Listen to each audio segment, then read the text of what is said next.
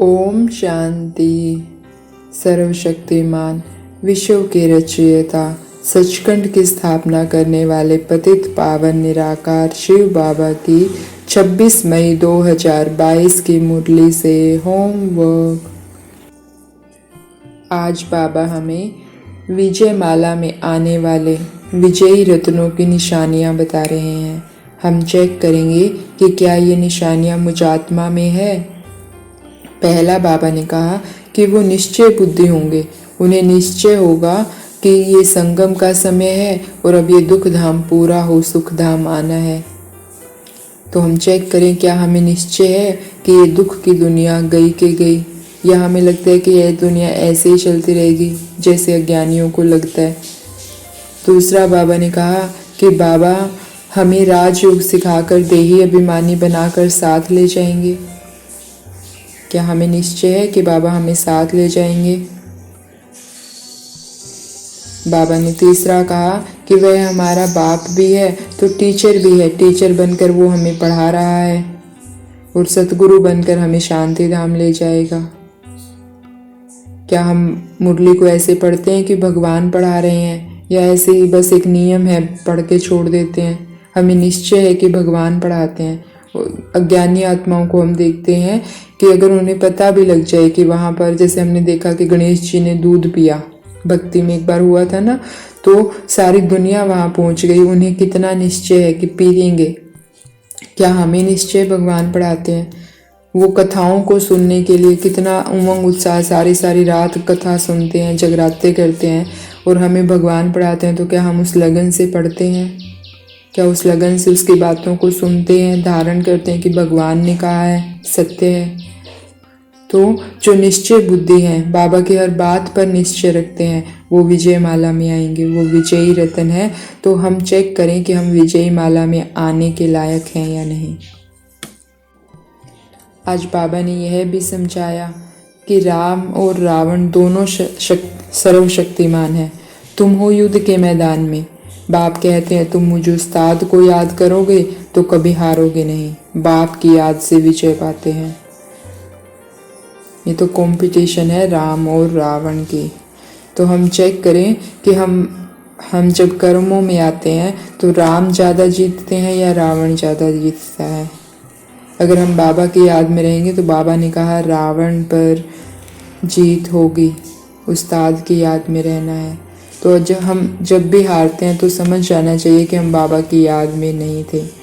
हम देहधारियों को याद कर रहे थे और उसी समय नहीं, बहुत समय से हम देहधारी को याद कर रहे थे, इसीलिए हम हार गए। आज बाबा ने आत्मा का पाठ पक्का कराते हुए कहा कि हर आत्मा को पार्ट मिला हुआ है। आत्मा अविनाशी है, बाकी यह शरीर विनाशी है। अब बाबा कहते हैं अपने को अशरीरी समझो। नंगे आए थे, नंगे जाना है। अब 84 का चक्कर पूरा हुआ। कितनी छोटी सी आत्मा में कितना बड़ा पार्ट भरा हुआ है। तो आज हम सारा दिन इसका भी अभ्यास करेंगे कि मैं आत्मा भ्रकुटी के मध्य झांकें अपने अंदर। प्रकाश ही प्रकाश में क्या है। 84 जन्मों का पार्ट भरा हुआ है। देखें सतयुग का कैसा पार्ट भरा हुआ है मुझ आत्मा में। और अब मुझे ये सब छोड़कर घर जाना है। नंगे आए थे, नंगे जाना है। ये शरीर छोड़ा मुझ आत्मा ने और मैं जैसी आई थी उसी स्वरूप में, अपने सत्य स्वरूप में, सर्वगुणों से भरपूर इस शरीर को छोड़ वापिस जा रही हूँ अपने घर परम धाम। और वहाँ से बिना कोई शरीर लिए वापस आ रही हूँ। तो सारा दिन हम अभ्यास करेंगे कि जो इन आँखों से दिख रहा है मुझे सब कुछ छोड़कर जाना है। ये शरीर क्या मैं साथ ले जा सकती हूँ? नहीं, छोड़कर जाना है। मन को समझाए मेरा नहीं है, मुझे यहीं छोड़कर जाना है। क्या ये घर मैं साथ ले जा सकती हूँ? नहीं, यहीं छोड़कर जाना है। गाड़ी यहीं छोड़कर जानी है। जो चीज़ यहीं छोड़कर जानी है, मन को बार बार समझाएं। फिर लगाव कैसा? जब साथ नहीं ले जा सकती तो लगाव कैसा? साथ क्या ले जा सकती हूँ? जो मैंने संस्कार कमाए वो साथ ले जा सकती हूँ। तो मैंने कैसे संस्कार कमाए हैं, जो मैंने शक्तियाँ भरी वो साथ जाएंगी, जो मैंने पवित्रता धारण की वो साथ जाएगी। तो हम चेक करें कि क्या मैं साथ ले जाने वाली चीज़ें कितनी कमा रही हूँ और यहीं छोड़कर जाने वाली चीज़ें कितनी कमा रही हूँ। सारा दिन मंत्र की तरह याद रखना है, नंगे आए थे नंगे जाना है।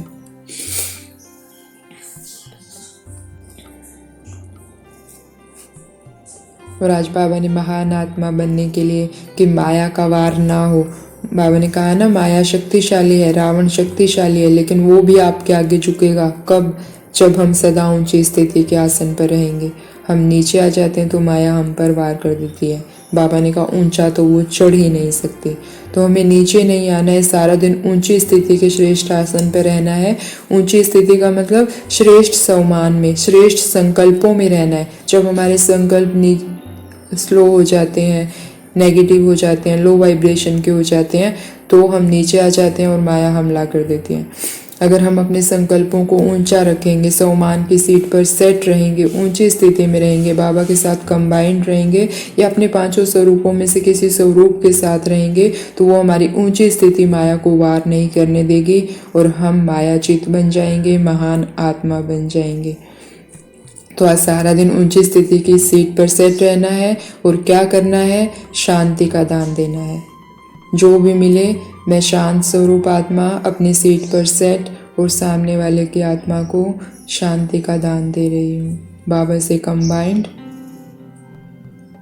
तो जो भी मिले उसे शांति का दान देना है, क्योंकि हमारा ऑक्यूपेशन यही है। तो ऐसी शांति दूत महान आत्माओं को ओम शांति। शुक्रिया मीठे बाबा, शुक्रिया।